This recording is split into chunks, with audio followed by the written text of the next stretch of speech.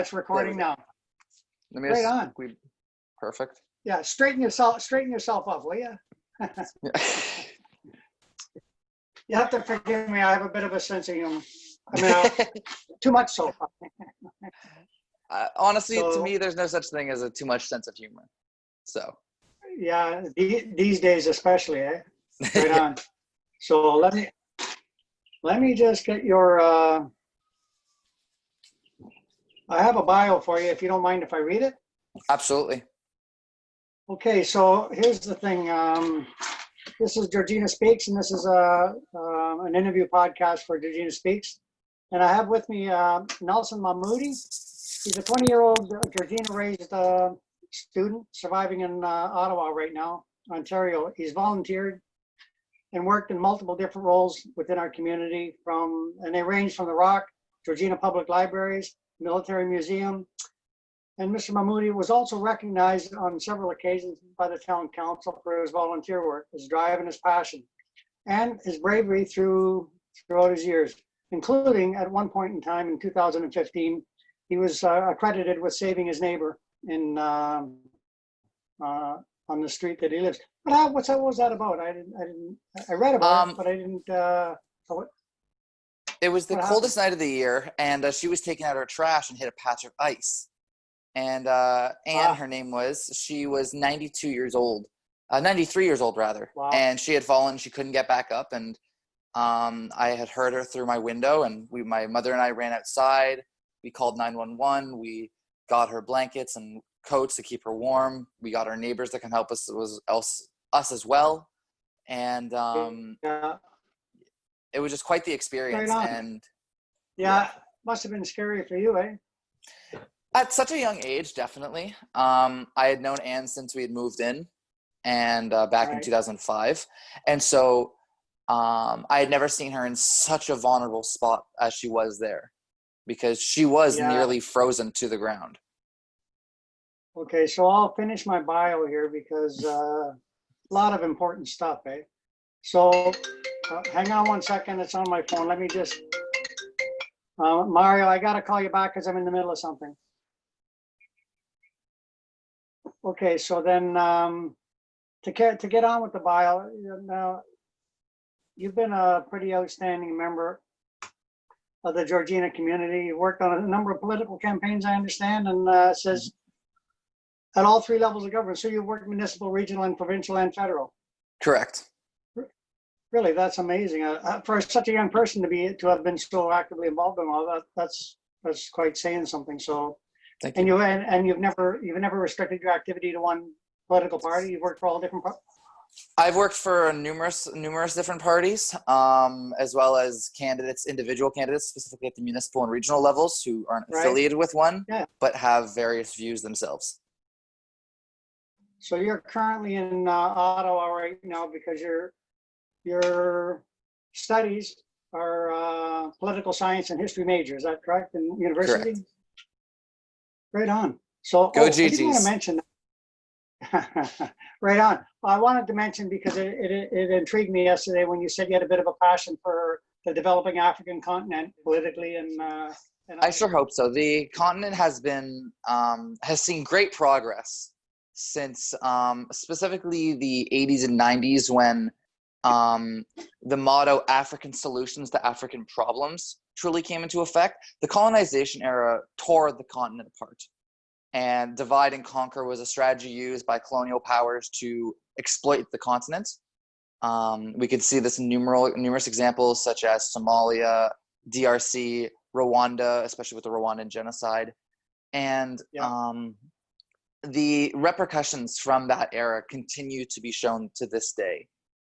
In conflicts such as Somalia, the Democratic Republic of the Congo. Yeah, you know what? They're well publicized. So that's a whole other. We can do a whole other video on that one day. Yeah, and I look forward to doing that. So you're political science and history major. You're obviously doing well, and you've been a responsible citizen in our community. So that's your bio, and it's a very worthwhile one. Thanks for that. I looked it up, and I'm happy. So I'm really grateful to have you. So I guess to get back to Georgina, you have the floor. Well, It's your. we're in a very turbulent time right now. From the pandemic, the global pandemic that's currently ongoing, to Black Lives Matter protests and anti-police brutality protests that are going on. And Georgina is not exempt from any of these. Within our entire society, we see the effects of systemic racism. We see the effects of police militarization. And we see the effects of disenfranchising minorities, whether those be sexual minorities, sexual orientation minorities rather, minorities depending on gender, race. It does not matter, but our system is there to undermine them. And it's a problem, and we have to address those. And it exists including in Georgina itself. And that's what I wanted to talk about today.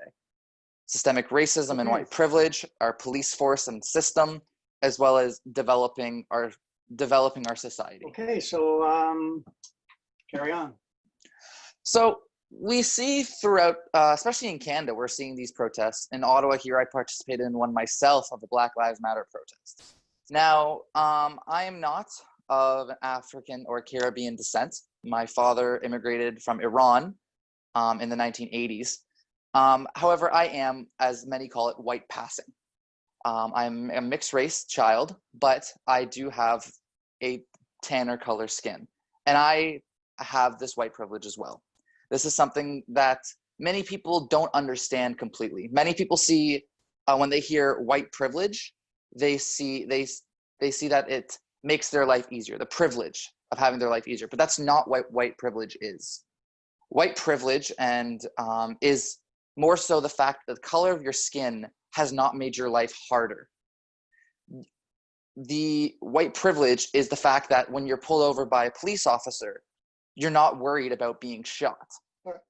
Yeah, I've had a bit of a delay there. Can you repeat the last part from not having to worry about being shot on? Because I had a hesitation in my internet. For sure. Go ahead. White privilege is not having the feeling of worrying about being shot when you're pulled over by a police officer. Not having to worry why you're being pulled over, or if you're going to be spending the night in jail just because you were out for some drinks and a police officer thought you looked suspicious. That's what white privilege is. And many people, especially in our community, I've seen, just don't seem to understand that concept. And of course, I can't blame them, because many people are only coming to their realization now that this white privilege exists within their lives. And so it's something that we're all going to have to understand and grasp. I get it. If I can interject, just like with my own personal experience, because I'm a white hometown boy, my name will go to the top of the list for somebody to hire. And I was talking about this with another gentleman. He's a black guy. I guess I'm supposed to say person of color. I don't even know what I realized. Like, I knew I had that privilege. I knew that, but how I viewed it was, well, of course you're gonna hire. Why wouldn't you hire a hometown boy? Like, I never equated the negative effects it had on the opposite end of it. And it never occurred to me. It's these lived experiences that we will learn and grow. But at the same time, while we are learning from our past, we also have to learn from the other's past and walk in their shoes. I know that's a very stereotypical phrase, walking in someone other person's shoes, but it's the truth. We see cases such as Sammy Yatim, such as Michael Brown, such as George Floyd, of Black people or people of color who are stopped by police for minor offenses, or if at anything at all, and subsequently they are killed. In the States, because I always my first instinct, wanting to defend us or Canada, is that, well, we're not like that down there. But I do know the difference being Canadian. What's our situation in relation to that? Milder in some areas. Go ahead. I'm sorry. Well, that's a common question. No worries. It's a common misconception that Canada didn't have slavery. Canada did have slavery. We just abolished it approximately, if I remember correctly, 80 years prior to the Americans. It took us a proclamation from the British. It took the Americans a bloody civil war. And so we did have slavery. And we also see the effects of American slavery in Canada. Africville in the Maritimes is a prime example of that. And our continued discrimination against Black people continued even though we didn't have slavery. a prime Africville example, they were given a spot of land in what is now downtown Halifax. And when that spot of land was proven to be able to be developed and sold, they were forcibly moved to another location. But this is also prevalent within our Indigenous communities. We have a awful history when it comes to assimilation, forced assimilation, and with the residential 100%. schools in our Indigenous property. And we like to see that, oh, Canada's not as bad as the States. We don't have these mass shootings. We don't have Black people being killed constantly by the police, but we do. Last month, more Indigenous people were killed by the RCMP in New Brunswick than were killed by the COVID-19. And that is a fact. And that is something that's being glossed over by many. I'll check that fact. Just so you know, because you've stated it. I'll check it, and I'll report back on it. And I appreciate it. If you can send me something on it, I'd appreciate it. For sure. There was a CBC article about it recently. And perfect. And so we see this, and we have this subconscious feeling that, like, oh, we're not as bad, but we truly are. And it's this blasé, laissez-faire attitude that Canada seems to collectively have that is allowing for the propagation of these incidences. But then that connects I have it too, just so I know exactly what you're talking about. And I want to hang on to it, but I'm willing to let go of it I guess what I'm afraid of is, as much as the mob goes at one end of it that I disagree with, which would be, which is the one I want to hold on to, the mentality. I don't want to subscribe to the mob on the other end, which is the left end that wants to just shoot everybody. I shouldn't say that, they don't, but you know what I'm saying? Like I want the facts and the truth and a solution. I want a direction. You know? Go ahead. And a solution is not going to come unless we all agree that people should live. And that's one of the things that many people are not getting from the Black Lives Matter movement. The Black Lives Matter movement is not saying that only Black lives matter. When we say save the turtles, we're not saying disregard all other animals. We're saying that we have to protect, we have to help this one particular grouping of animals, that's the turtles, in my analogy, who are under threat. And right now we see the Black community being targeted systemically and consistently throughout society. And so when we say Black Lives Matter, saying that all lives matter is a horrible response, because it not only shows that you're disregarding the constant issues that are facing members of your own other human beings, and you're disregarding their struggles. And in our community even. And so it drives me crazy when I hear all lives matter, because the person who is saying that is missing the point. We're not saying that only Black lives matter. We're saying that they matter. Exactly. We're saying that they matter. All lives matter is a separate issue altogether. It has nothing to do with Black Lives Matter, and it's just a blanket response to avoid dealing with the issue itself. To me, that's my opinion. You know, and that's completely correct. Going from there, this general idea that all lives matter, that laissez-faire attitude that we talked about, then translates into how we view our security systems, how we view our police forces at the municipal, provincial, and federal levels. For us in York Region, and Georgina specifically, it's the York Region Police, the OPP, and the RCMP.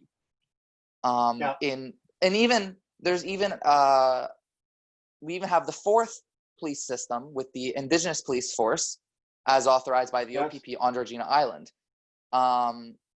However, for my studies, I studied police militarization and police brutality at university, and there's a clear trend within York Region, but not only York Region, around the world. We see that exorbitant percentages of city budgets are being allocated to police sources. In York Region alone, from the $2.466 billion budget that York Region has, 16% is being allocated to police forces. So that is totaling $384 million. Right. So what about Peel and Durham? Peel, I'll start with Durham actually. What percent? Durham region Okay. is actually higher than York region, allocating 18.3% of their Okay. $1.2 billion budget. Whereas Right. Peel, on the flip side, is allocating only 4%. When we divide that by when we divide the total number of dollars that they're spending by their population, Sure, yeah, that's the best. we see that Durham is spending $347 for 2020, policing every single citizen. We see that York Right. region is spending $346 policing every single citizen. Right. And we see that And Peel is spending $31. Yeah, but Peel is largely rural. Is Peel not more larger urban area, or Peel less urban areas, less populated concentration? Peel has double the population of Durham. No, Durham not the is spent. population. What about urban areas? The density, I don't have the statistics directly in front of me. However, you still see that, right? Yes, but you still see a trend of spending more even when it's not necessary. We see that 18% that Durham is spending for 645,000 people is over 10 times, is nearly over 10 times what Peel is spending on its 1.3 million people. Well, I get that. I would need to know what the concentration of populations are in urban areas, because those are the specific policing issues that drive costs up, as opposed to, I shouldn't talk, I'm just shooting off the top of my head. But when you have such a discrepancy of 10 times, there's got to be some reason for it, as opposed to just these people are being irresponsible and these people are not. You know, but is there though? Right? I don't know. The thing is that policing, modern day policing, is suffering side effects from the Reagan era. Yes, we were never under the direct rule of Reagan, President Reagan in the United States, but because of our close ties with the United States, we often feel the side effects of their politics. And in this case, the side effects of their politics include reactionary measures, punitive measures from the war on drugs. However, our police force has not adapted with time. We still have a justice system and a police service that penalizes people rather than aiding them in rehabilitation. And that is a large... Yeah, you got my vote on that to some degree. Like as a police issue, I'm not sure, but as a society, definitely. And what makes me think that, I'll send you the song. I did a song one time called Methadone Doctors. And the whole methadone program, systematically, we have 7 doctors in one local organization, one company, that services 7 times the amount of patients that a normal doctor does. And they bill the government $25 million. They deliver no service, no meetings, no counseling.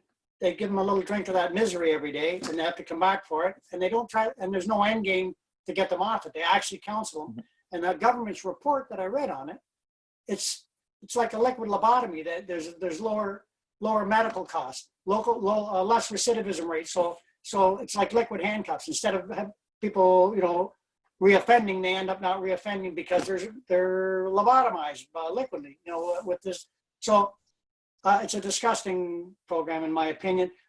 The flip side of it is it could be a practical program if they got people on that and started with an end game. Okay, here's the game. Over a course of 2 years, we're going to cut. And then at the end game is that you're going to be free, clean and sober and free of, but they don't. They just give them that every day, and they bill the government millions. So that's a similar kind of thing. Yeah, we don't have that rehabilitation aspect truly within our justice system. And no, what we need to do is, many people will have heard this saying, I'm sure, within the present day discourse: defund the police. Now, what many people don't understand is how that's not as scary as it sounds. When people hear defund the police, it immediately goes to them thinking, we're getting rid of police services, which we are not. The defund the police movement is better. Just one sec. That depends on who you talk to. Well, no, because there's two different. There's disband the mob on the left end, extreme end. They want them disbanded in free zones and all. left of center, even way left of center, have a set of policies as it relates to our society, fine. But when you get into the extreme, they mean it. Just, we don't need police. And on the right, to the extreme, they'd rather have the military downtown Toronto so we can get law and order. So, I mean, there's the extremes, and then there's the center and left and right of center, which I believe would be the normal policies, which should be looked at. I don't know. Go ahead. Well, Sorry, even then, I'm just no. So I would go against the rhetoric that you're currently using of extreme left, left of center, extreme right, because yes, we see in Seattle the Capitol Hill Free Autonomous Zone. However, that was set up as a way to combat police brutality, and so it's not a permanent thing. It's not a permanent zone that they're going to be declaring themselves a sovereign state. It's not. It's meant to, in fact, defend their constitutional right to protest and to have freedom of speech in the United States. Here in Canada, we also have that right to peacefully protest and assemble and freedom of expression. Yet we see in Montreal and we see across the states, and there is even a threat of it here in Ottawa during the protest I attended, that we were going to be gassed and beaten. And so did anybody get gassed? In Montreal, gas was deployed. Tear gas was deployed. Here in Ottawa, it was not, luckily. And many attributed that to the fact that the mayor of Ottawa, Jim Watson, the prime minister, and several of his cabinet ministers, as well as the chief of police here in Ottawa, all attended the march as well. And so many attributed to that. But we should not be debating whether gas was deployed or not, because there should be no use of tear gas. These are peaceful protests, especially in Canada. These are peaceful protests. The trouble is, there's no trouble. Everything that you're saying is absolutely correct. I don't mean that what you're saying is not correct. So but there, at some point, when groups get involved with peaceful protesters that are actually, their intent is to create trouble, violence, damage to public property, there's that group. What do you do about them? I guess that would be my question. Well, in that